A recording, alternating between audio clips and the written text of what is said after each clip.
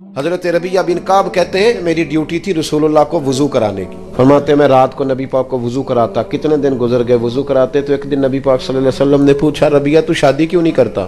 کہتے میں نے کہا یا رسول اللہ میں نہیں چاہتا کہ کوئی کام ایسا کروں جس سے آپ کی خدمت رہ جائے، اور ویسے بھی حضور نہ رنگ روپ ہے، نہ کوئی بڑا قبیلہ ہے، نہ کوئی کاروبار ہے، کون مجھے رشتہ دے گا؟ کہتے ہیں حضور خاموش ہو گئے۔ دوسرے دن پھر وضو کرایا تو نبی پاک علیہ السلام نے فرمایا ربیہ شادی کیوں نہیں کرتے؟ میں نے کہا حضور ایک تو میں خدمت سے نہیں رکنا چاہتا، دوسرا نہ کاروبار، نہ کوئی پیسہ، نہ رنگ روپ، کون رشتہ دے گا؟ کہتے ہیں حضور پھر خاموش ہو گئے۔ جب میں باہر نکلا نا دوسرے دن تو میرے دل میں خیال آیا کہ تو کتنا بیوقوف ہے، حضور کو دلیلیں دیتا ہے۔ جب نبی پاک کہتے ہیں شادی کیوں نہیں کرتا تو تجھے کہنا چاہیے حضور جیسے دل کرتا ہے کر دے۔ فرماتے ہیں تیسرے دن میں ارادہ کر کے آیا کہ جیسے حضور نے کہنا میں نے ویسے ہی کر لینا ہے۔ کہتے ہیں سارا ہی وضو ہو گیا پر نبی پاک نے پوچھا ہی کوئی نہیں، میں پکا پروگرام بنا کے آیا ہوں پر وضو سارا ہی ہو گیا۔ کہتے ہیں وضو مکمل ہو گیا، میں کھڑا ہوں ہلکا پھلکا قدم اٹھاتا ہوں جانے کے لیے پر دل ہے کہ سوال ہو ہی جائے لیکن کوئی نہیں ہوتا۔ فرماتے ہیں جب میں باہر نکلنے لگا نا دروازے کے قریب پہنچا اللہ کے حبیب نے آواز دی، حضور فرمانے لگے ربیہ شادی کیوں نہیں کرتے؟ میں نے کہا یا رسول اللہ جیسے دل کرتا ہے کر دے۔ تو نبی پاک نے فرمایا جا فلانے سردار کے پاس جا، فلانے قبیلے کے فلاں سردار کے پاس، اور اسے کہہ کہ نبی پاک کہتے ہیں اپنی بیٹی کی شادی میرے ساتھ کر دو۔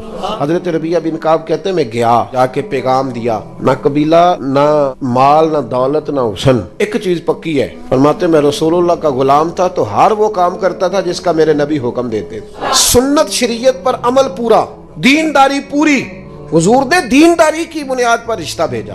حضرت ربیہ بن کعب رضی اللہ تعالیٰ عنہ فرماتے ہیں کہ جب ان کے گھر گیا میں نے کہا حضور نے کہا رشتہ دے دو تو ماں اور باپ بچی کا ایک دوسرے کی طرف دیکھنے لگے، انکار نہیں کیا۔ باپ کہنے لگا حضور سے جا کے عرض کرنا میں شام کو آؤں گا۔ کہتے میں باہر نکلنے لگا تو وہ بیٹی پردے کے پیچھے سے بیٹی بولی، کہنے لگی غلام ٹھہر جا۔ کہتے میں روک گیا تو اپنے ماں باپ سے کہنے لگی ابا جی آپ کو میری فکر ہے نا، اب میری فکر نہ کریں، مجھے میرے نبی کے حوالے کر دیں۔ حضرت ربیہ بن کعب کہتے ہیں انہوں نے رشتہ دے دیا، یہ بھی شادی ہے پر طریقہ وہ جو بندے کو اللہ کا محبوب بنا دے۔ فرماتے ہیں نبی پاک نے حضرت حارثہ بن نعمان کو بلایا تو فرمایا بھی ادھر آ، اس نے اپنی بیوی کو حق مہر دینا تو گٹھلی کے برابر سونے کا بندوبست تو نے کرنا۔ پھر نبی پاک نے حضرت ابوبکر صدیق کو بلایا اور فرمایا اس کی بیوی کے لیے اور اس کے لیے دو جوڑوں کا بندوبست کر دے۔ فرماتے انہوں نے 2 جوڑوں کا بندوبست کیا تو حضور نے حضرت عثمان غنی سے ایک بکری کا بندوبست کر، میرے ربیہ نے شادی کرنی ہے۔ فرماتے ہیں کہ برات ایسے ہی گئی، حضور ساتھ گئے، شادی کر کے میں اسے لے آیا، حضرت عثمان بکری لائے، اسے ذبح کیا، زور کی نماز مسجد نبی میں پڑھی تو حضور نے فرمایا ابھی جتنے نمازی آئے ہو نا چلو آؤ میرے ربیہ کا ولیمہ کھائیں۔ فرماتے ہیں شادی ہو گئی۔ او بھائی سنت اور شریعت تجھے آسان کرتی ہے، تیری تکلیفیں دور کرتی ہے، اذیت میں نہ پڑو، پریشانی میں نہ پڑو، چھوڑ دو یہ چکر سارے۔ ہم نے مصیبتیں کھڑی کر لی اپنے لیے جو ہماری جان ہی نہیں چھوٹ رہی۔